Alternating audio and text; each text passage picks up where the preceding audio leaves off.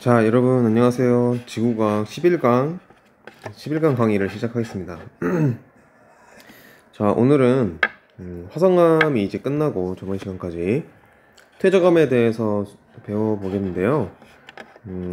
퇴적암은 그 이해를 요하기보다 암기사항이 많은 그런 암석이에요. 그러니까 지루하고 재미없을 수도 있는데 화성암보다는 그 이해에 필요한 그러한 노력이 덜할 수도 있으니까 그 점을 생각하고 학습하기 바랍니다. 자, 퇴적암이라는 것은 기본적으로 퇴적물들이 퇴적되어서 만들어진 암석이에요. 자, 그러면은 두 가지를 알아야 돼요. 퇴적암을 알기 위해선. 그게 뭐냐면 첫 번째 퇴적물이라는 거예요. 이 퇴적물이라는 것이 생성이 되려면 어떤 사람이 인공적으로 퇴적물을 막 갖다 붓는 것도 아니고 자연적으로 퇴적물이 만들어야 되겠죠. 자연적으로 퇴적물이 만들어지려면 풍화 침식이라는 과정이 반드시 필요합니다. 풍화와 침식이라는 과정이 반드시 필요하게 돼요. 자, 풍화 침식이라는 단어는 많이 여러분들 들어봤을 텐데 암석이나 지형이 바람이나 물이나 비에 의해서 뭐 여러가지 자연 환경, 자연 조건에 의해서 그런 암석이나 지형이 잘게 부서지는 것을 의미해요. 잘게 부서진다는 것은 작은 알갱이들이 나온다는 것이고, 그 작은 알갱이들을 바로 우리는 퇴적물이라고 하는 것입니다.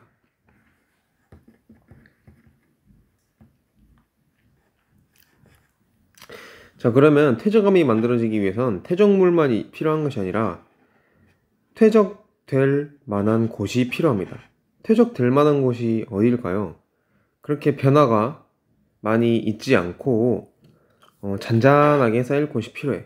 바로 그것이 어디냐면 저지대예요. 저지대가 뭐냐면 주변 지형보다 지대가 높이가 낮은 지형을 저지대라고 하는 것이죠. 대표적인 곳이 전 지구적으로 봤을 땐 전 지구에서 저지대는 바로 바다예요. 바다가 바다로 불리는 이유가 물이 차서 바다라고 불리는 것이고, 물이 차 있는 이유는 순전히 중력에 의해서 물이 내려가는 것이겠죠. 그러니까 바다라는 곳은 지구상에서 그냥 지대가 낮은 곳일 뿐이에요. 자, 그리고 육지 안에서도 저지대를 발견할 수 있어요. 그곳이 어디냐면 바로 하천 같은 거예요. 하천 아니면 호수. 육지 안에서 저지대에는 바로 이런 것들이. 근데 대부분 보니까 무엇과 관련이 되어 있나요? 바다도 물, 하천도 물, 호수도 물과 관련이 많이 되어 있죠. 그러니까 퇴적암은 물과 뗄래야 뗄 수가 없는 암석입니다. 그렇기 때문에 퇴적암은 거의 대부분이 물 안에서 만들어진다고 봐도 무방해요. 뭐 빙하나 사막 이런 특수한 케이스 말고는 대부분 물 속에서 긴 세월 동안 퇴적이 되고, 그 퇴적된 퇴적물들이 굳어서 만들어진 암석을 바로 퇴적암이라고 생각하면 됩니다. 자, 여기까지 퇴적암에 대해서 기본적인 설명을 했고, 이제 본격적으로 교과서를 보도록 하겠습니다. 교과서 47페이지를 봐보세요.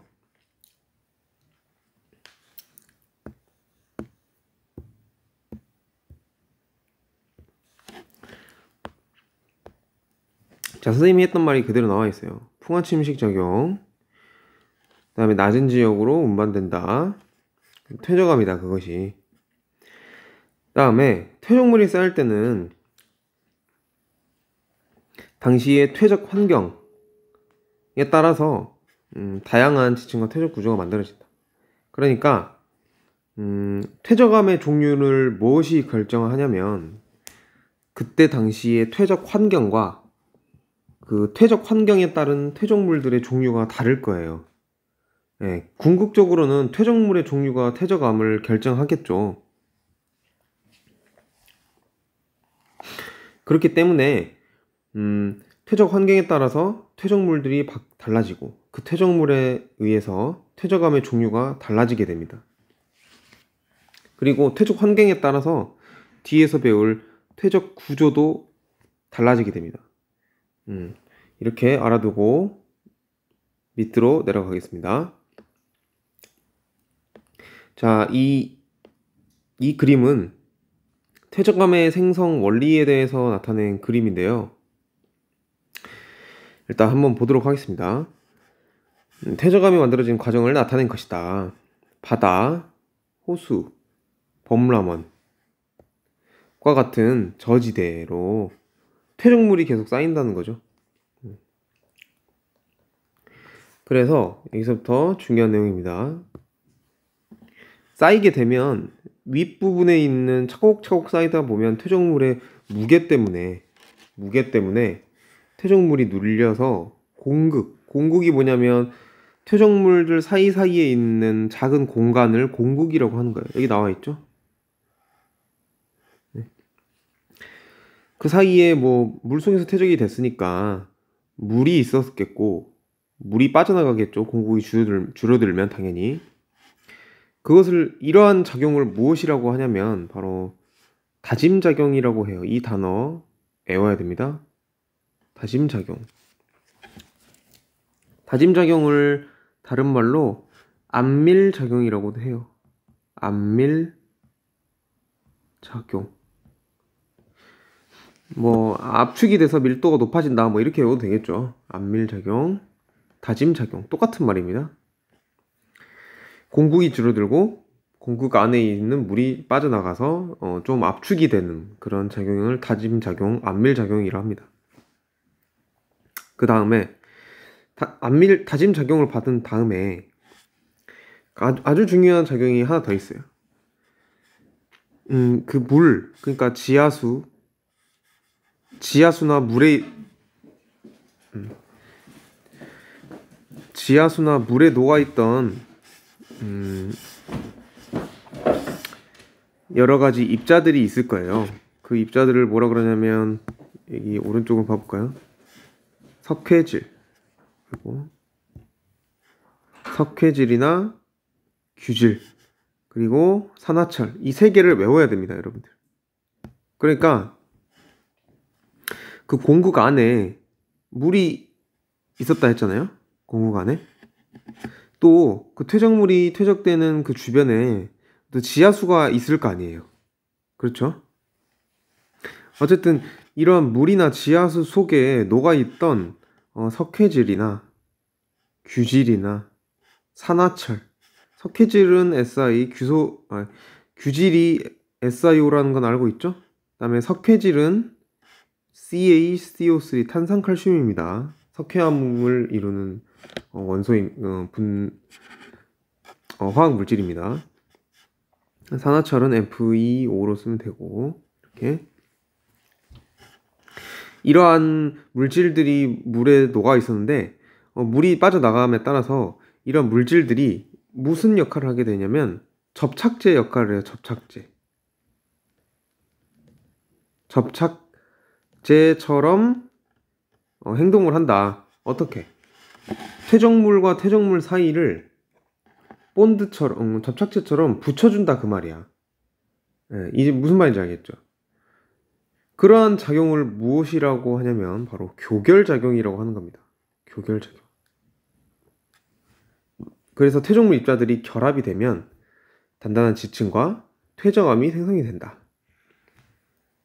그림을 보면 퇴적물들이 운반이 됐어요. 풍화 침식된 퇴적물들이 물이나 바람, 산사태 등에 의해서 운반이 되어서 차곡차곡 물 밑으로 쌓였어. 그래서 다짐작용을 받았죠. 마지막으로 석회질, 규질, 산화철 등의 물질에 의해서 교결작용이 진행이 되면 퇴적물들이 단단하게 결합이 되면서 지층과 퇴적암이 생성이 된다. 이게 바로 퇴적암의 생성 과정, 생성 메커니즘입니다. 화성암보다는 훨씬 더 간단하죠? 그죠? 다음 페이지 넘어가겠습니다. 자, 이제 퇴적암의 종류를 알아볼 시간인데요. 여기서부터 좀 암기 사항이 있어요. 이해가 어렵다기보다는 암기가 있습니다. 보도록 하겠습니다. 퇴적암은 크게 세 가지 종류로 볼 수 있어요. 첫 번째, 쇠설성. 두 번째, 유기적. 세 번째, 화학적. 이렇게 세 가지로 나뉘어지게 됩니다. 먼저 쇠설성 퇴적암은 퇴적암 종류 중에서 가장 많아요. 네. 쇠설성 퇴적암이 뭐냐면 우리가 앞에서 배운 대로 암석이, 다른 암석이, 큰 암석이 풍화침식 작용을 받아서 퇴적물들을 만들잖아요. 그 퇴적물들이 쌓인 것을 바로 쌓여서 만들어진 퇴적암이 바로 쇠설성 퇴적암이라고 하는 거예요. 네, 간단하죠? 가장 많습니다. 퇴적암 중에서. 자, 그리고 특별하게 화산 폭발할 때 만들어진 퇴적물들이 있을 거예요. 화산 폭발할 때 여러 작은 알갱이, 큰 알갱이가 다 분출이 되는데 그러한 것들이 쌓여서 만들어진 그런 물질들을 이제 화산 쇠설물이라고 하는 거예요. 화산 쇠설물이라고 하는데 화산 쇠설물이 쌓여서 만들어진 퇴적암도 쇠설성 퇴적암이라고 합니다. 밑에 표에 나와 있어요. 그 내용이. 밑에 표에 봐볼게요.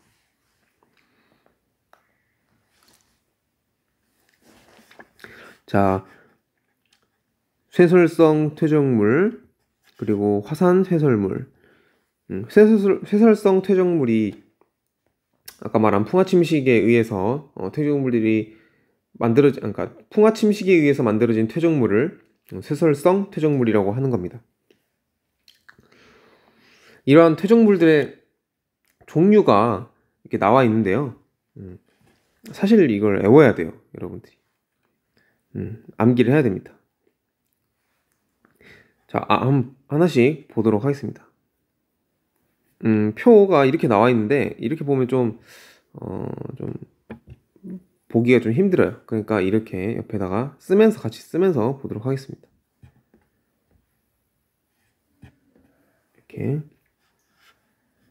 이렇게 외우면 편해요. 자, 2mm 좀 두껍게 2mm를 쓰고 그 다음에 16분의 1mm를 쓰세요. 그래서 화살표를 이렇게 아래로 이렇게 가운데 이렇게. 자, 그럼 2mm보다 큰 걸 뭐라 그래? 자갈이라고 해요. 자갈. 2mm보다 더 큰 퇴적물을 자갈이라고 하는 거야. 그 다음에 2mm와 16분의 1mm 사이에 있는 크기에 있는 퇴적물을 바로 모래라고 해요. 모래. 단어는 외우기 쉽겠죠. 많이 보고 들은 단어니까. 그 다음에 이제 제일 작은 거 16분의 1mm보다 더 작은 것을 바로 실트, 점토 이렇게 해요. 실트는 처음 들어봤죠? 네, 알아야 됩니다. 외워야 됩니다. 점토는 들어봤잖아요. 지점토, 점토. 근데 왜 실트, 점토 이렇게 두 개가 있냐면 쌤이 실트를 더 위에다 썼고 점토를 더 아래다 썼잖아요. 이것을 세분화하면 실트가 좀 더 크고 점토가 가장 작은 입자예요. 근데 여러분들 교육과정에서는 실트와 점토의 크기를 분류하는 것은 교육과정이 없는 걸로 알고 있어서 선생님이 그냥 이렇게 표시를 했습니다. 자, 그러면 자갈들이 모여서 만들어진 퇴적암을 뭐라 그러냐면 여감과 강력암이라고 합니다. 네. 여감과 강력암의 차이는 뭘까요? 여감과 강력암의 차이는 여감은 비교적 둥근 입자, 이렇게 둥근 자갈로 이루어진 퇴적암이에요. 그럼 강력암은 뭐냐? 말 그대로 각이 졌다 이거야. 무엇이 각이 졌냐면 강력암을 이루는 자갈들이 각이 졌다 이거예요. 뭐 이런 식으로 이렇게 각이 졌다고 이렇게 각이 졌다고. 네. 이걸 바로 강여감이라고 하고 이걸 바로 여감이라고 하는 겁니다. 자, 그 다음에 모래가 쌓여서 만들어진 퇴적암을 사암이라고 하고, 사암, 모래 사자를 쓰는 거예요. 그 다음에 실트와 점토 두 가지가 적절히 섞여서 만들어진 암석을 뭐라 그러냐면 셰일이라고 해요. 셰일 혹은 이암이라고 하고 같은 말이에요. 셰일은 영어고 이암은 이제 한국말이겠죠.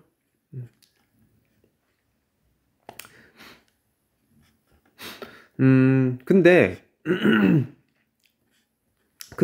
셰일과 이암은 구분할 수 있는 그런 특징이 있어요. 그 특징이 뭐냐면 셰일은 일정한 방향으로 쪼개짐이 발달합니다. 그게 무슨 말이냐면 뭔가 암석을 쪼갰을 때 셰일 이암을 쪼갰을 때 판의 형태로 쪼개지는 것을 바로 셰일이라고 하는 거예요. 판의 형태로 쪼개지는 거. 근데 판의 형태로 쪼개지지 않는 이암을 그냥 이암이라고 하는 거고, 그리고 부쉈을 때 판의 형태로 쪼개지는 이암이다. 그것을 이제 셰일이라고 하는 거예요. 구별할 수 있겠죠? 자, 이렇게 외우면 됩니다. 그 다음 오른쪽에 화산쇄설물 나와 있죠. 이 화산쇄설물도 세부 기준이 많은데 이렇게 크게 외우면 될 것 같습니다. 자, 2mm 이상의 화산쇄설물을 뭐라 그러냐면 화산력 혹은 라필리, 똑같은 말이에요. 화산력과 라필리. 그리고 그것보다 좀 더 큰 것을 바로 화산암괴. 네, 그냥 암기하는 수밖에 없어요, 이거는. 그래서 화산암괴가 굳어져서 만들어진 퇴적암을 바로 화산강력암, 그리고 화산력 라필리가 굳어져서 만들어진 퇴적암을 바로 라필리 응회암이라고 합니다. 자, 그 다음에 2mm 이하의 화산쇄설물을 바로 이제 화산재라고 하는데요. 이 화산재가 굳어져서 만들어진 암석을 바로 응회암이라고 합니다. 이거는 많이 알고 있을 거라고 생각을 합니다. 자, 선생님이 방금 설명한 셰일, 이거 중요해요. 근데 중요합니다. 이암과 셰일을 구별하는 방법. 자, 밑으로 가봅시다. 자, 여기까지가 이제 쇠설성 퇴적암을 구별을 해보았고요. 자, 이제 두 번째 유기적 퇴적암. 유기적 퇴적암에 대해서 보도록 하겠습니다. 자, 유기적 퇴적암은 뭐냐면 생물의 잔해가 잘게 쪼개져서 만들어진 그것이 퇴적되어서 만들어진 퇴적암이라고 보면 됩니다. 자, 봐볼게요. 산호나 조개류, 유공충, 이 세 개의 공통점은 뭐냐면 바로 CaCO3 탄산칼슘이에요. 공통점이 뭐예요? 딱딱한 껍질을 가지고 있죠? 산호, 조개류, 유공충이 뭐냐면 매우 작은 껍질을 가지고 있는 매우 작은 바다 생물이라고 보면 돼요. 어떻게 생겼냐면 이렇게 생겼어요. 봐볼까요? 유공충. 네, 이렇게 생겼어요. 귀엽죠? 지금 이 사진 안에도 무수히 많은 종류가 있어요. 매우 지질 시대에서 캄브리아 시대부터 지금까지 살고 있는 아주 긴 세월 동안 산 생물입니다. 그렇기 때문에 종류도 엄청나게 많고 엄청 작아요. 그리고 이 사진이 큰데 지금 사진 커 보이는데 사진의 가로 길이가 깜짝 놀라지 마세요. 5.2mm예요. 5.2mm. 사진의 가로 길이가. 그러니까 이 하나하나가 얼마나 작은지 알 수 있겠죠? 이러한 바닷속에서 사는 생물들을 유공충이라고 합니다. 껍질이 딱딱해 보이죠? 이 껍질이 딱딱하다는 것은 10중8구 CaCO3, 그러니까 탄산칼슘으로 이루어졌다는 겁니다. 이러한 바다 생물들이 엄청나게 많은 거예요.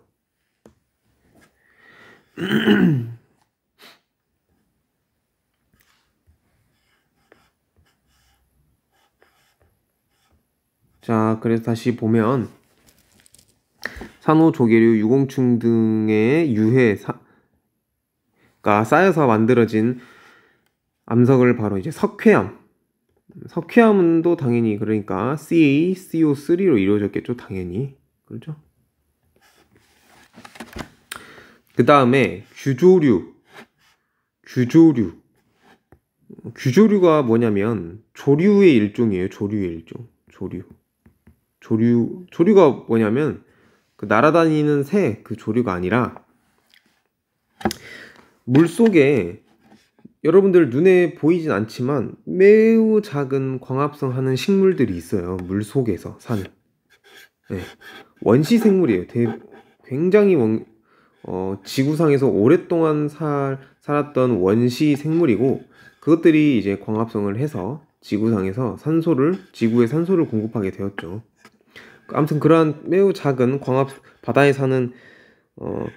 바다에 살면서 광합성을 하는 매우 작은 그러한 생물들을 바로 이제 조류라고 하는데, 규조류는 조류의 종류 중에 하나예요.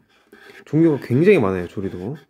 근데 규조류는 뭐냐면 규자가 붙었잖아요. 이 규자가 붙었다는 거는 뭐냐면 SI를 포함하고 있다는 거예요. 규질. SI를 포함하고 있다는 거야. SI가 많다 이거야.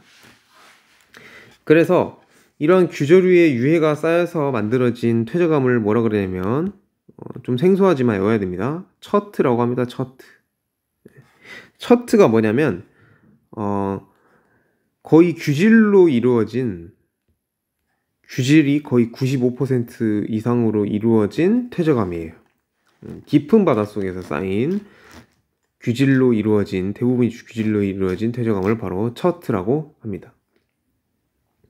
다음 또 육상식물, 이거는 알고 있는 학생이 많을 건데, 육상식물이 호수에 매몰되어서 만들어진 것을 바로 석탄, 연료죠? 에너지 자원이죠?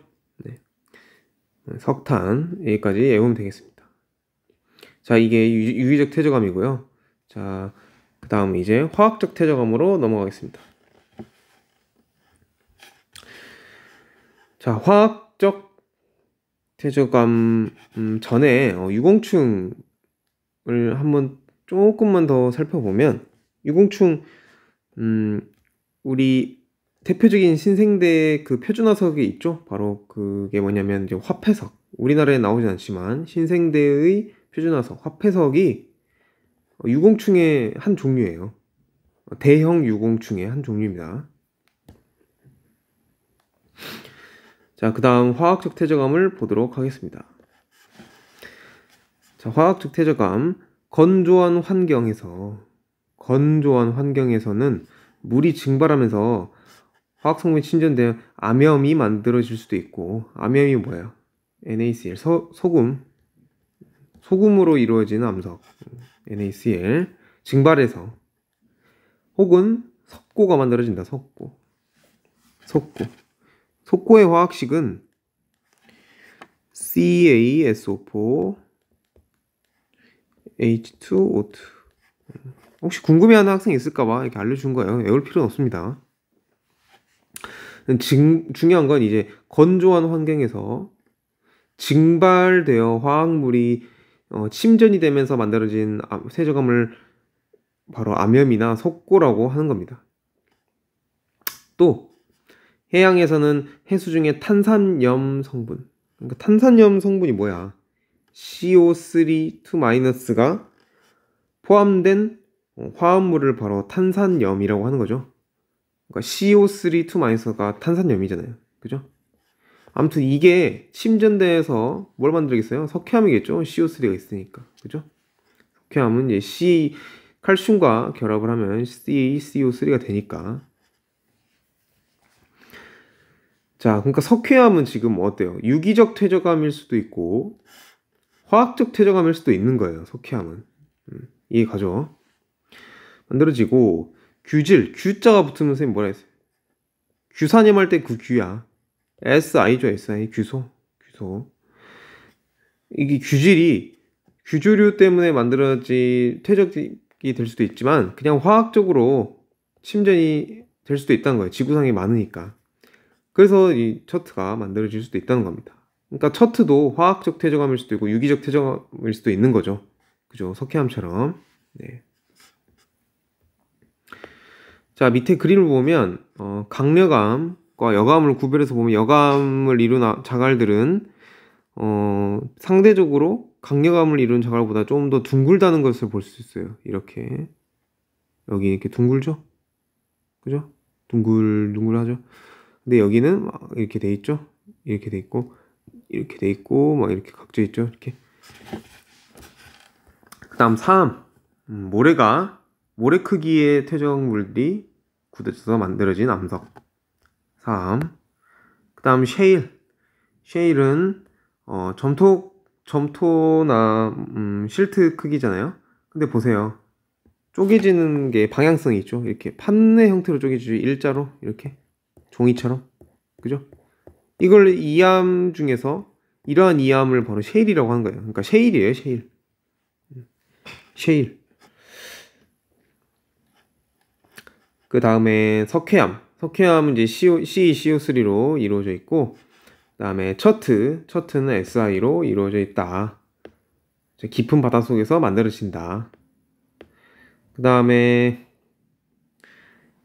A와 B가 있는데 A는 화산 강력암이라고 나와있죠. 화산 강력암은 뭐예요? 화산암계로 이루어진 화산 쇄설물 기원 퇴적암을 바로 화산 강력암이라고 그랬고, 그 다음에 응회암은 화산재 크기의 화산 쇄설물이 퇴적돼서 만들어진 암석입니다.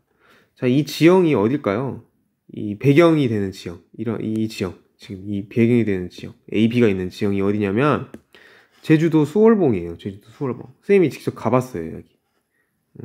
가봤어. 그래서 이 응회암 층에, 입자가 작은 응회암 층에 이러한 내려간 거, 이런 거 보이죠? 이런 거. 이런 화산암계, 화산암계라고 생각하면 편합니다. 이런 화산암계들이 화산 폭발 당시에 터져 나와서 여기에 탁 내려간 거야. 그러니까 중력에 의해서 좀 내려가는 거 보이죠? 이런 식으로 이렇게. 그죠? 제주도 수월봉입니다. 오늘 시간이 된다면 보여주도록 하겠습니다. 자, 그 다음에 퇴적 구조와 환경. 매우 중요합니다. 별표 치세요. 시험에 100% 나옵니다. 퇴적 구조와 환경. 이제 퇴적물과 퇴적암의 종류를 봤으니까 그러한 퇴적암에 퇴적물의 특징만 있는 것이 아니라 그 퇴적이 될 때 어떤 환경에서 퇴적이 되었는지 퇴적암의 무늬처럼 남아있어요. 예. 그 무늬를 보면은 그 무늬 자체를 퇴적 구조라고 하는데요. 퇴적암에 남아있는 그런 무늬들을 퇴적 구조라고 하는데, 퇴적 구조를 알게 되면 퇴적 환경을 알 수 있어요. 퇴적 환경. 바다인지 빙하인지 사막인지 깊은 물속인지 얕은 물속인지 뭐 그런 식으로 호수인지 그런 것들을 이제 퇴적 환경이라고 하고요. 하나씩 보도록 하겠습니다. 이 점이층리, 이거 다 외워야 돼요, 여러분들. 다 외워야 됩니다. 점이층리. 이 점이층리는 뭐냐면 사진에서 나와 있는 것처럼 퇴적물 입자의 크기가 아래는 굵어. 퇴적물이 자갈이야. 근데 위로 갈수록 모래, 막 점토, 이렇게 퇴적물들의 크기가 점진적으로 작아져요. 위로 갈수록. 그러한 퇴적 구조를 바로 점이층리라고 합니다. 점이층리. 이러한 특징을 말로 설명하는 것도 중요하고, 이러한 특징이 어떠한 퇴적 환경에서 나타날 수 있는지 외워야 됩니다. 바로 어디냐면 깊은 호수나 깊은 바다예요. 퇴적물들이 깊은 호수나 깊은 바다에서 쌓일 때 이러한 현상이 일어납니다. 왜 이러한 현상이 일어나냐면 깊은 호수나 깊은 바다에서 퇴적물들이 내려갈 때는 대부분 천천히 내려갈 때도 있지만 한 번에 지진이나 산사태 이런 큰 환경, 큰 에너지에 의해서 퇴적물들이 한꺼번에 내려가는 경우가 많아요. 한꺼번에 내려가게 되면 작은 퇴적물부터 시작해서 큰 퇴적물까지 한 번에 다 움직이게 돼버려요. 예, 아래로 떨어진다는 거예요. 퇴적물의 크기에 상관없이. 그래서 아래로 한꺼번에 내려가게 되는데 그때 무겁고 큰 크기의 퇴적물들이 먼저 내려간다는 거죠. 먼저 내려가서 쌓이고 그 다음에 상대적으로 작은, 그러니까 크기 순으로 작은 퇴적물들이 이제 천천히 내려가서 쌓이게 된다 그 말입니다. 그럴 때 바로 점이층리가 생성이 되는 거예요. 네. 그런 식으로 퇴적물들이 쌓이려면 일단 어느 정도 깊이가 있어야겠죠. 깊지 않는다면 이런 점이층리를 나타낼 정도의 크기 차이를 보이지 않겠죠. 퇴적 구조가. 그렇죠? 내려갈 때까지 충분한 시간이 필요하니까. 자, 두 번째, 사층리. 사층리는 동영상이랑 선생님의 그림을 보고 한번 살펴보도록 합시다. 사층리 한번 봐보도록 할게요.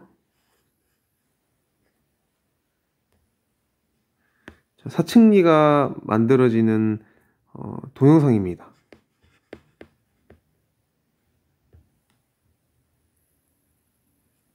자, 빨리 감기를 한 거예요.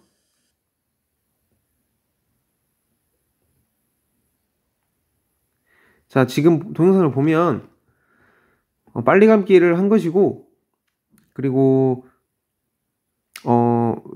물이 왼쪽에서 오른쪽으로 흐르고 있어요. 지금 왼쪽에서 오른쪽으로 흐르고 있고, 그 물의 흐름에 따라서 지금 모래 알갱이들이 지금 움직이는 거 보이죠? 네. 자, 모래 알갱이들이 어떻게 되고 있어요? 계속 앞으로 가면서 쌓이고 있죠? 물에 의해서 이동이 되면서.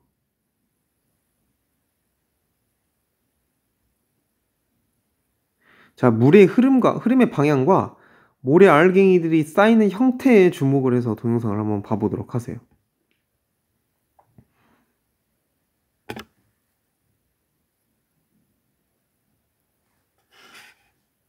자, 물의 흐름의 방향과 모래 알갱이들이 쌓이는 형태에 주목을 하기 바랍니다. 자, 그리고 볼 수 있다면 이러한 모래 알갱이들이 쌓일 때 그 단면도 한번 봐보도록 하세요. 단면. 그러니까 지금 쌓이고 있는 단면에 있는 줄무늬들을 한번 봐보세요. 자세히 보면 보일 거예요. 자세히 보면.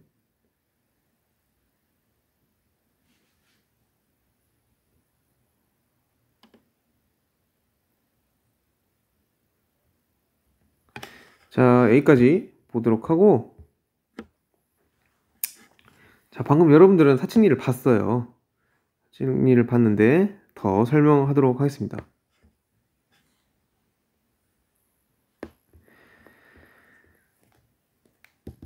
자, 동영상을 좀 설명을 해보도록 할게요. 자, 이렇게 물이 이렇게 흐르고 있었죠? 왼쪽에서 오른쪽으로. 그래서 모래가 어떻게 쌓였어요? 이런 식으로 쌓였죠? 이런 식으로. 이렇게 오면서. 네. 이런 모양을 가진 암석이 굳어져서 이런 무늬를 새겨놓는 것이 바로 사층리라고 하는 겁니다. 사층리. 어떤 무늬? 바로 이런 무늬. 이런 무늬. 네. 그리고 이렇게 무늬가 있을 때 물의 흐름은 어땠어요? 왼쪽에서 오른쪽이었죠? 이렇게. 그죠? 그러면 선생님이 문제를 한번 내볼게요. 무늬가 이렇게 돼 있으면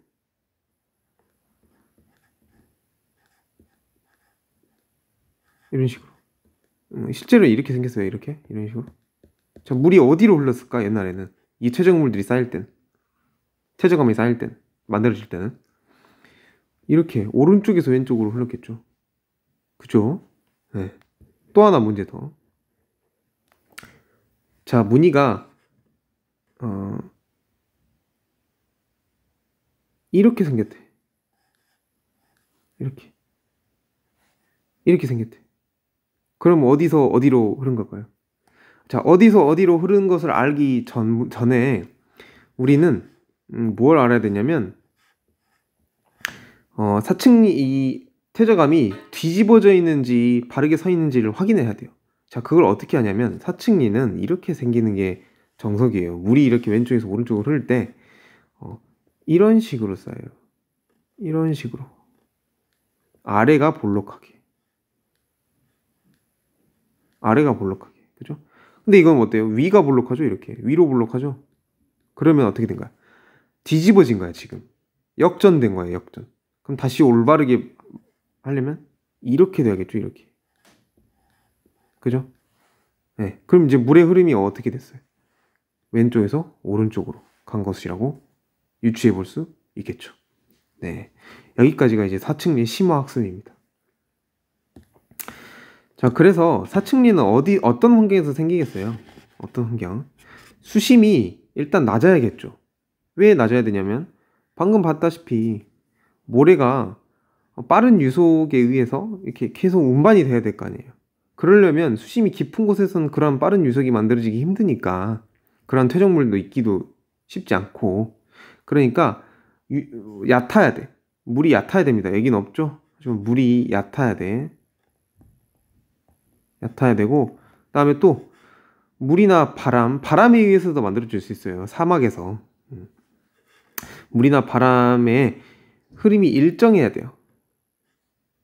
흐름이 일정하게 계속 불어야 되고, 그 다음에 그에 따라서 퇴적물이 공급이 돼야 되고, 당연히 그렇죠.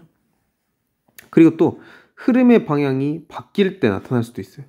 흐름의 방향이 바뀔 때, 그러니까 사층리의 방향이 바뀐다는 거겠죠. 네. 원래 퇴적되던 그런 방향이 아니라 흐름이 바뀌게 되면 순간적으로 사층리가 사층리가 나타내는 방향이 바뀔 수도 있겠죠. 뭐 이렇게 되다가 그 위에는 뭐 이렇게 되다가, 그죠? 자, 그 다음에 연은을 봐보겠습니다. 연은도 얕은 물에서 선생님이 뭐야 받침을 잘못 썼네요. 아이고. 얕은 물 밑에서 생성되는 무늬인데 물의 흐름이나 파도에 의해서 생성된다. 자, 이것도 동영상을 한번 봐보도록 하겠습니다. 동영상만 보면, 말로 설명한 것보다 여러분들이 영상 한번 보면 바로 이해가 돼요.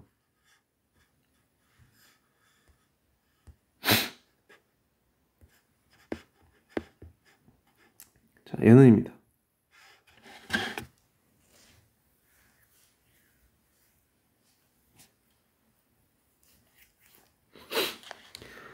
자, 지금 얕은 물을 구현을 했고, 자, 이제 파도를 밑에 모래를 깔고 파도를 이제 주려고 하는 거예요. 그렇죠. 자, 물이 왔다 갔다 하는 거죠. 물이 왔다 갔다. 수심이 얕은 물이니까 파도가 왔다 갔다 하는 것을 구현하는 거예요.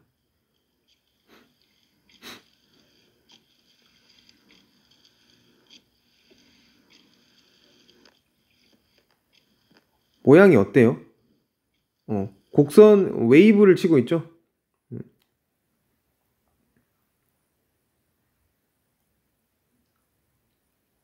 자, 이제 시간을 빨리 감기 하는 겁니다. 매우 빨리 감기를 하는 거예요. 자, 연은이 완전히 생성되는 거예요. 그러니까 얕은 물 속에서 물의 흐름이나 파도에 의해서 이러한 줄무늬들이 생긴다는 거예요. 움푹 패인 줄무늬들. 네. 이해됐죠? 이 정도만 봐도 여러분들이 이해할 수 있을 거라고 생각이 됩니다.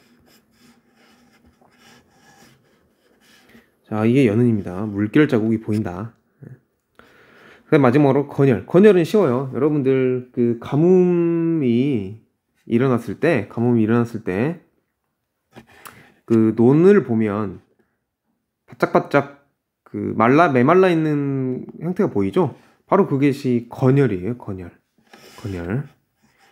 논바닥이 갈라진 것 같은 무늬가 보인다. 건조한 시기에 말라야겠죠? 건조한 시기에 공기 중으로 노출된 표면이 갈라져 생긴다.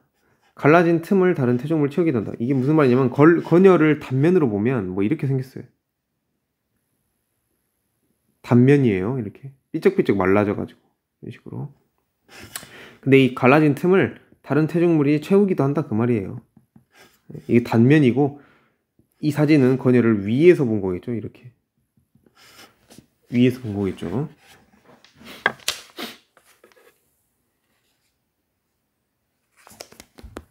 자, 여기까지 퇴적 구조에 대해서 알아봤고, 자, 이제 마지막으로 퇴적 환경에 대해서 알아보겠습니다.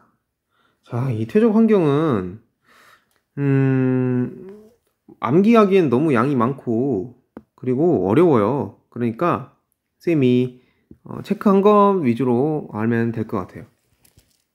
중요한 거. 자, 호수. 자, 호수는 육지 퇴적 환경일까요? 바다 퇴적 환경일까요?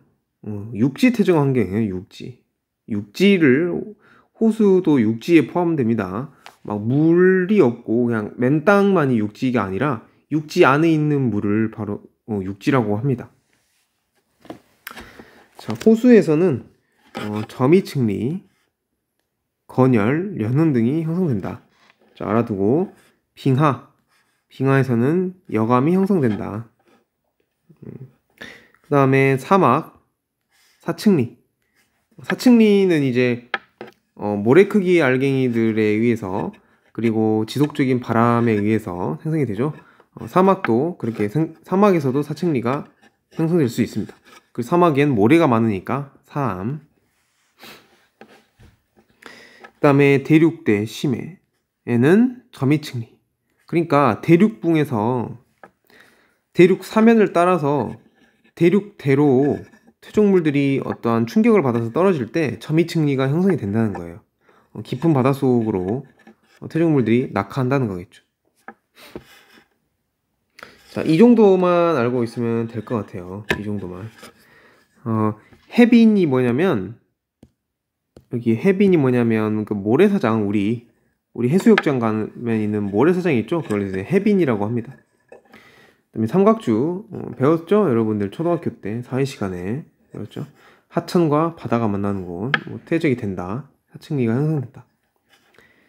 그다음에 해안, 대륙붕, 대륙붕이 뭔지 알고 있죠? 자, 읽어보면 될 것 같습니다. 법문라만 읽어보면 될 것 같습니다. 자, 다음 페이지. 자, 이제 마지막인데요. 중요해요. 시험에 많이 나올 거예요. 시험에 많이 나올 건데, 자, 여기에만 있는 게 나온 게 아니라, 다른 교과서에는 이제 다른 장소가 있겠죠. 그것도 다 나올 거예요. 근데 지금 여기엔 소개된 게 이제 4개 뿐이잖아요. 이 4개도 일단 외워야 돼요. 근데 외우기가 쉽지 않죠. 근데 외워야 돼요. 어쩔 수가 없어요. 쉽게 좀 외우는 방법 알려줄게요. 대표적으로, 고생대. 잠깐만요. 이거를 이렇게 큰 틀을 알고 외우면 편합니다. 우리나라에 나타나는 퇴적암의 종류를 말하는 거예요. 그 장소와. 고생대 때는 자, 우리나라는 바다지층, 그러니까 해성층이라고 생각하면 돼요. 해성층이고 강원도, 그 다음에 석회암. 네, 이렇게 일단 외우고 시작을 하면 매우 암기하기가 편해요. 우리나라 고생대에서는 바다였었고, 우리나라는 그 바다니까 석회암이 쌓였을 확률이 매우 높고, 그 다음에 그런 지형이 바로 어디냐면 강원도다. 강원도다. 어이구, 노트가 사라졌네. 다시. 방금 그거 적었죠? 그렇게 암기하면 되고, 그 다음에 중생대는 육지다. 그러니까 뭐 호수 뭐 이런 퇴적층이 많고, 그리고 위치를 따지자면 저기 전북 부안 채석강은 어디 있냐면 변산반도에 있어요. 변산반도 혹은 고성, 경남 고성 뭐 이렇게 하면 돼요. 채석강, 변산반도, 고성 이렇게. 자, 육지니까 바다에서 만들어진 퇴적암이 만들어진 게 아니라 육상 동물들의 그런 화석이 많이 발견이 돼요. 그게 뭐냐면 공룡 화석이 많이 발견됩니다. 채석강에서는 아니고 이제 고성에서 많이 발견이 됩니다. 경남 고성 이렇게. 이 정도 외우면 될 것 같아요. 이렇게 이런 카테고리를 잡고 이제 디테일하게 가는 거예요. 자, 그 다음에 이제 신생대를 가면 우리나라 제주도의 서귀포층 특정 지어져 있어요. 이건 서귀포층. 신생대의 서귀포층 퇴적암 지형. 여기 나와 있죠? 이 사암과 이 암으로 구성된다. 사층리가 보인다. 이렇게까지 디테일하게 외울 필요는 없어요. 이렇게까지 디테일하게 외울 필요는 없고 바다였다. 그러니까 바다 생물들이 많이 나온다. 이 정도 알고 있으면 되겠습니다. 자, 그래서 여기 말고도 많아요. 우리나라 많으니까 선생님이 정리해 놓은 게 있어요. 그 정리해 놓은 거를 마지막으로 여러분들이 보고 따로 여러분들도 정리를 해서 1등급을 위한 공부를 하길 바랍니다. 자, 한번 봐볼까요? 사진에. 자, 선생님이 모든 참고서와 그런 교과서를 보고 정리를 해 놓은 거예요. 퇴적암에 관련돼서. 자, 어떤 게 더 잘 보이려나? 이게 좀 더 선명하네요. 자, 지금 잠시 동영상을 멈춤해놓고 여러분들이 외울 수 있는 것만 기록을 해놓는 것도 좋은 방법이라고 생각합니다. 자, 지금 멈춤해놓고 자, 한번 자세히 한번 봐볼게요. 퇴적암, 고생대, 강원 태백 구문소, 강원 영월 평창 삼척, 충북 제천 단양. 자, 강원도가 많죠? 아까 말했다시피 강원도 많고, 고생대는 뭐라고? 바다에서 퇴적됐다고. 바다에서 퇴적되니까 석회암이 많아요. 석회암. 그 다음에 고생대의 유명한 화석인 삼염충이 있죠. 삼염충. 완종류 뭐 이런 거는 뭐 몰라도 됩니다. 해성이란 게 이제 바다에서 퇴적됐다는 말이에요. 그 다음에 충북 제천 단양. 여기도 이제 강원도는 아니지만 강원도와 거의 근접해 있는 곳이에요. 그러니까 외우기 쉽습니다. 또 고생대 초, 석회암층, 석회동굴, 카르스트 지형 뭐 외우기 쉽죠? 이 정도만 알면 되고. 자, 이제 중생대가 꽤 많은데, 중생대는 뭐라 했어요? 육지, 그러니까 거의 대부분 호수 기원 퇴적암이에요. 자, 보면 전북 부안 채석강, 경남 고성 아까 했죠? 고성 뭐 덕명리 해안이 무안해안이니 뭐니 그런 걸 다 어떻게 외워요? 그냥 경남 고성 하면 아는 거고. 네, 그렇게 하는 거죠. 자, 경남 고성, 또 고성 상조감 고성이죠? 그러니까 다 읽어보면 알 거예요. 이렇게 호수, 백악기 뭐 이렇게 다 보면 알 수 있습니다. 선생님이 일일이 보기에는 시간이 좀 부족하네요. 그 다음에 또 경기 시화호, 시화호도 알아둬야 돼요. 시화호도 육지, 호수 기원이었고, 그 다음에 여감, 사암, 이암이 발견되고, 이런 암석이 어떤 암석이 발견되는지는 그렇게까지는 외울 필요는 없어요. 그 다음에 이제 강원도 석회암 정도는 외울 필요가 있겠네. 공룡 화석, 변산반도 국립공원. 그러니까 변산반도 국립공원이 이제 부안이에요. 부안에 이제 격포리 해안과 거기에 적벽강과 채석강이 있어요. 이 세 개를 알면 이제 다 아는 거예요. 이런 부안에 관련된 거는. 자, 쭉 읽어보고 그다음에 전북 진안 마이산. 마이산 이것은 좀 특별한 케이스예요. 마이산은 뒤에 더 나올 수 있으니까 일단 지금 암기를 해두고요. 풍화침식 할 때 더 배우도록 하겠습니다. 자, 그 다음에 마이산은 뭐냐면, 그러니까 호수에 여감이 굉장히 많이 퇴적이 되는데 융기 과정과 그 다음에 주변 지형의 풍화침식에 의해서 솟아 올라가지고 그게 산이 된 거예요. 여감산, 큰 콘크리트 산이라고 보면 돼요. 그것을 말이제 마이산이라고 하는 겁니다. 자, 이제 신생대에 가보면 이제 제주 서귀포층, 그리고 제주 수월봉, 이렇게 제주도에 다 있죠. 아까 봤었죠, 사진. 자, 수월봉에 그 화산탄에 의한 탄난 구조, 그러니까 움푹 패인데 있죠.